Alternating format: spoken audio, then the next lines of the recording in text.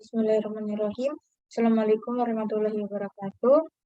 Pertama-tama perkenalkan, nama saya Anissa Anggraini dengan NIM 1321111333030 dari kelas A3 angkatan 2021.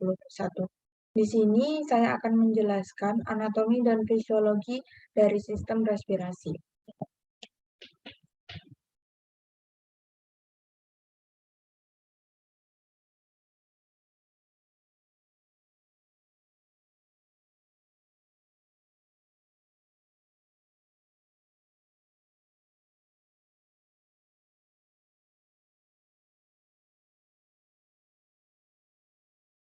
Pengertian respirasi. Respirasi merupakan proses menghirup udara bebas yang mengandung O2 atau oksigen dan mengeluarkan udara yang mengandung CO2 atau karbon dioksida sebagai sisa oksidasi yang dikeluarkan dari tubuh.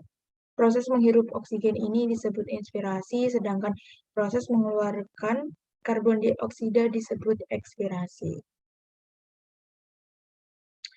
Pengertian anatomi. Anatomi adalah ilmu yang mempelajari struktur atau susunan dari tubuh organisme dan hubungan antara bagian yang satu dengan bagian yang lainnya. Pada anatomi, sistem respirasi ini dibagi menjadi dua bagian, yaitu organ sistem respirasi atas dan organ sistem respirasi bawah.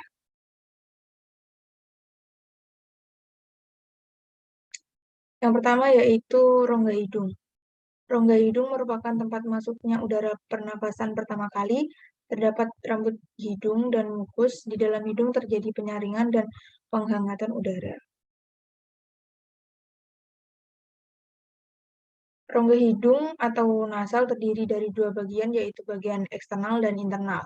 Bagian eksternal yaitu bagian yang menonjol dari wajah dan disangga oleh tulang hidung dan kartilago,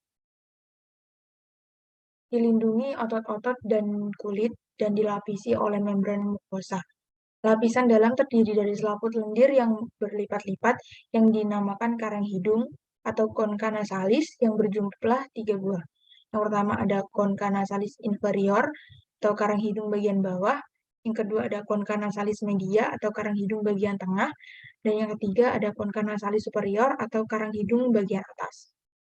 Dasar dari rongga hidung dibentuk oleh tulang rahang atas ke atas rongga hidung berhubungan dengan beberapa rongga yang disebut dengan sinus paranasalis yang terdiri dari sinus maxillaris pada rongga rahang atas, sinus frontalis pada rongga tulang dahi, sinus phenoidalis pada rongga tulang dahi, sinus ethmoidalis pada rongga hidung.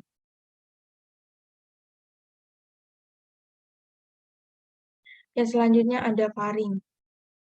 Faring atau faring merupakan organ berbentuk corong sepanjang 15 cm yang tersusun atas jaringan fibromuskular yang berfungsi sebagai saluran pencernaan dan juga sebagai saluran pernapasan.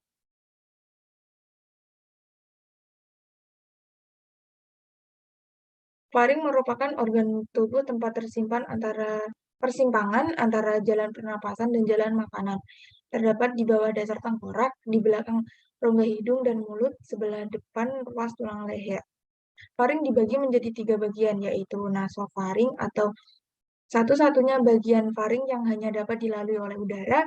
Yang kedua ada orofaring. Di sini terdapat sebuah katup yang disebut dengan epiglotis, karena pada bagian ini bisa dilalui oleh udara dan makanan. Yang ketiga yaitu laringofaring, yaitu tempat bertemunya saluran pernapasan dan saluran pencernaan sehingga saluran ini bisa dilewati makanan maupun udara. Yang selanjutnya yaitu hubungan faring dengan organ lain di sekitarnya, meliputi yang pertama ke atas berhubungan dengan rongga hidung dengan perantara lubang yang disebut coana. Yang kedua ke depan berhubungan dengan rongga mulut yang disebut isthmus pausium. Dan yang ketiga ke bawah terdapat dua lubang ke arah depan lubang faring dan ke arah belakang lubang esophagus.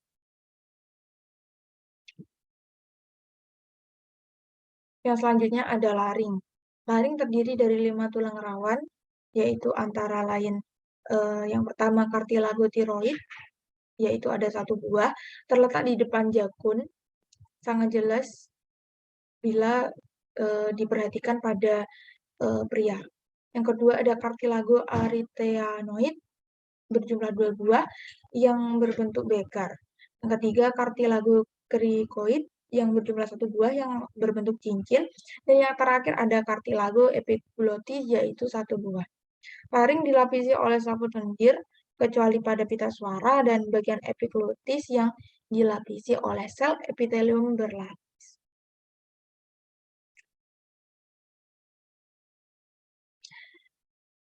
Yang selanjutnya faring. Laring merupakan pangkal tenggorokan berupa rangkaian cincin tulang rawan yang dihubungkan oleh otot-otot yang mengandung pita suara yang terletak di depan faring sampai ketinggian vertebra cervicalis dan masuk ke dalam trakea. Di bawahnya mempunyai fungsi untuk pembentukan suara. Bagian ini dapat ditutup oleh epiglotis yang terdiri dari tulang-tulang rawan yang berfungsi menutupi laring pada waktu kita menelan makanan. Laring berperan untuk pembentukan suara dan untuk melindungi jalan nafas terhadap masuknya makanan dan juga cairan. Yang selanjutnya ada trakea. Trakea merupakan batang tenggorokan lanjutan dari laring, terbentuk oleh 16-20 cincin yang terdiri dari tulang-tulang rawan. Panjang trakea sekitar 9-11 cm dan di belakangnya terdiri dari jaringan ikat yang dilapisi oleh otot polos. Dinding-dinding trakea tersusun atas sel epitel bersilia yang menghasilkan lendir. Lendir ini berfungsi untuk penyaringan lanjutan udara yang masuk, lalu menjerat partikel-partikel debu, serbuk sari, dan kontaminan lainnya. Trakea terletak di depan saluran esofagus, mengalami percabangan di bagian ujung menuju ke paru-paru yang memisahkan trakea menjadi bronkus. Yang selanjutnya yaitu bronkus. Bronkus merupakan percabangan dari trakea kanan dan kiri. Tempat percabangan ini disebut karina. Bronkus terbagi menjadi bronkus kanan dan bronkus kiri. Bronkus lobaris kanan terdiri dari 3 lobus, dan bronkus lobaris kiri terdiri dari 2 lobus. Bronkus lobaris kanan terbagi menjadi 10 bronkus segmental dan bronkus lobaris kiri terbagi menjadi 9 bronkus segmental. Bronkus segmentalis ini kemudian terbagi lagi menjadi bronkus subsegmental yang dikelilingi oleh jaringan ikat yang memiliki arteri, limfatik, dan syaraf.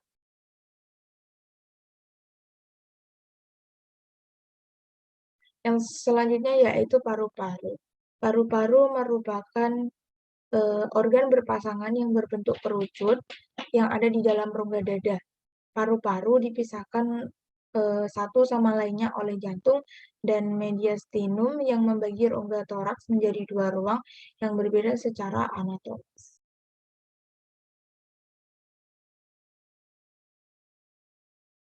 Setiap paru-paru dibagi menjadi lobus oleh visura. Paru-paru ini memiliki 2 lobus dan paru-paru kanan memiliki 3 lobus. Setiap paru-paru tertutup dan dilindungi oleh membran serurosa berlapis ganda disebut dengan pleura. Lapisan superficial atau yang disebut dengan pleura parietal melapisi dinding rongga toraks dan lapisan dalam atau yang disebut dengan pleura visceral melapisi paru-paru sendiri. Antara pleura visceral dan parietal terdapat ruang kecil disebut dengan rongga pleura yang berisi sedikit cairan pelumas yang disekresikan oleh membran sehingga cairan pelumas ini yang nantinya mempermudah paru-paru untuk bergerak dalam dinding dada selama bernapas. Sistem vaskular paru terdiri dari arteri pulmonalis yang mengirim darah ke paru-paru untuk oksigenasi dan vena pulmonalis yang mengirim darah kaya oksigen ke jantung. Dalam paru-paru, arteri pulmonalis bercabang menjadi jaringan kapiler paru yang mengelilingi alveoli. Jaringan paru mendapat suplai darah dari arteri bronkialis dan dialiri oleh vena bronkialis dan pulmonalis.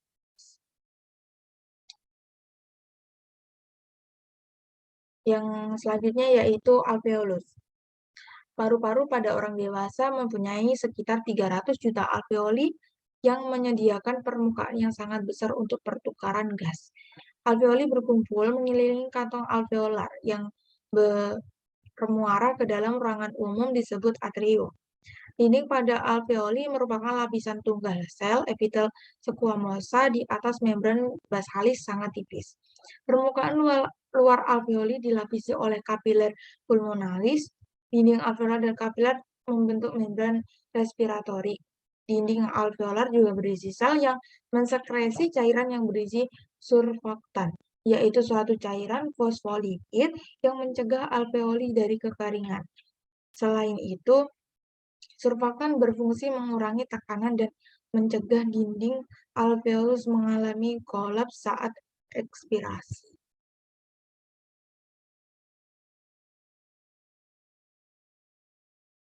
Yang selanjutnya yaitu fisiologi.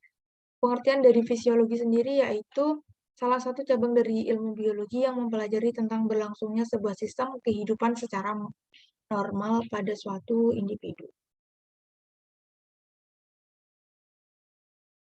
Fisiologi respirasi eksternal. Respirasi eksternal atau pertukaran gas paru merupakan difusi oksigen dari kantong alveolar ke kapiler paru dan difusi karbon dioksida dari kapiler paru ke kantung alveolar untuk dihembuskan. Respirasi eksternal mengubah darah yang mengandung oksigen di paru-paru ke darah beroksigen sebelum darah kembali ke sisi kiri jantung. Respirasi eksternal hanya terjadi di luar bronkiolus pernapasan. Respirasi eksternal juga merupakan difusi oksigen dari alveoli ke dalam sirkulasi paru atau aliran darah melalui paru-paru, dan difusi karbon dioksida ke arah yang berlawanan. Difusi terjadi karena molekul gas selalu bergerak dari area konsentrasi tinggi ke area konsentrasi yang lebih rendah.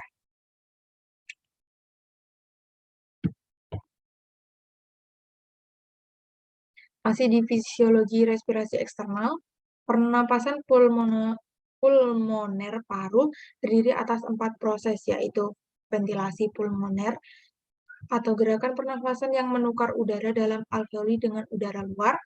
Kedua, ada arus darah melalui paru-paru.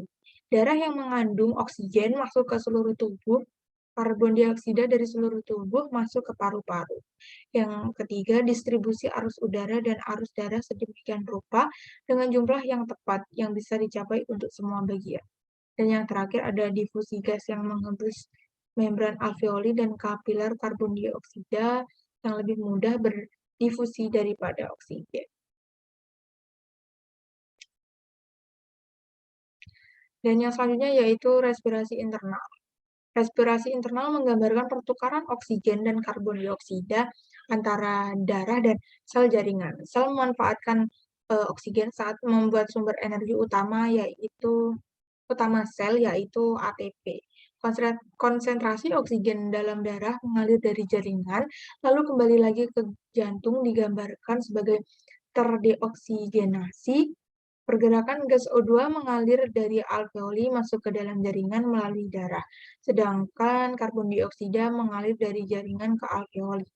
Jumlah kedua gas yang ditransfer ke jaringan dan dari jaringan secara keseluruhan tidak cukup bila oksigen tidak larut dalam darah dan bergabung dengan protein membawa oksigen. Demikian juga karbon dioksida yang larut masuk ke dalam serangkaian reaksi kimia reversibel atau rangkaian perubahan udara yang mengubah menjadi senyawa lain. Adanya hemoglobin menaikkan kapasitas pengangkutan oksigen dalam darah sampai 70 kali dan reaksi karbon dioksida menaikkan kadar karbon dioksida dalam darah menjadi 17 kali.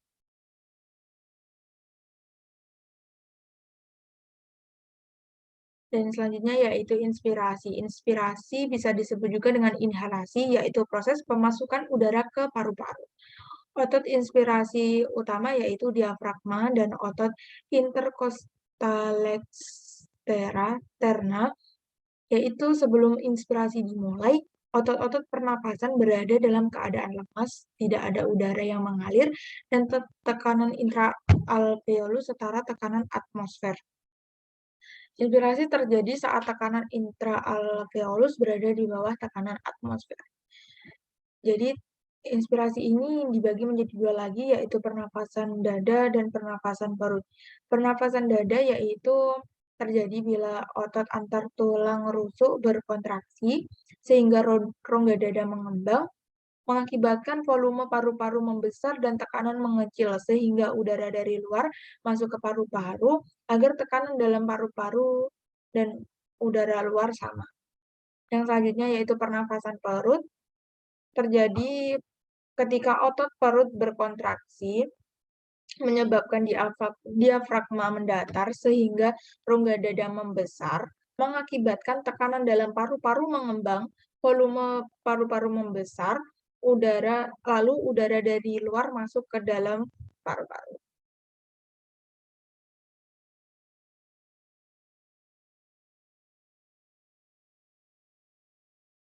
Yang selanjutnya ada ekspirasi, ekspirasi atau mengeluarkan udara dari tubuh. Udara yang memiliki banyak karbon dioksida dilepaskan kembali melalui lubang hidung. Saat ekspirasi atau ekshalasi, diafragma dan otot dada berelaksasi. Volume rongga dada kembali normal dan udara keluar dari paru-paru. Karbon dioksida dikeluarkan lewat tenggorokan dan berakhir di rongga hidung.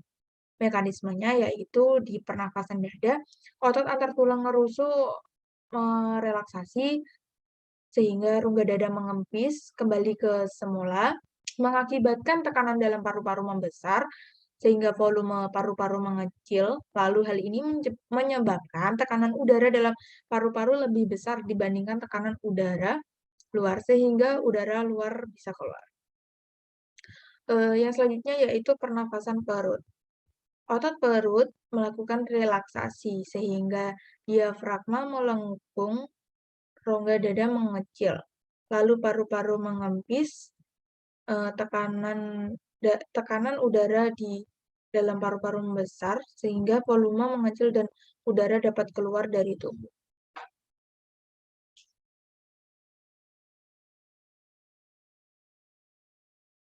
Terima kasih, sekian yang dapat saya sampaikan. Wassalamualaikum warahmatullahi wabarakatuh.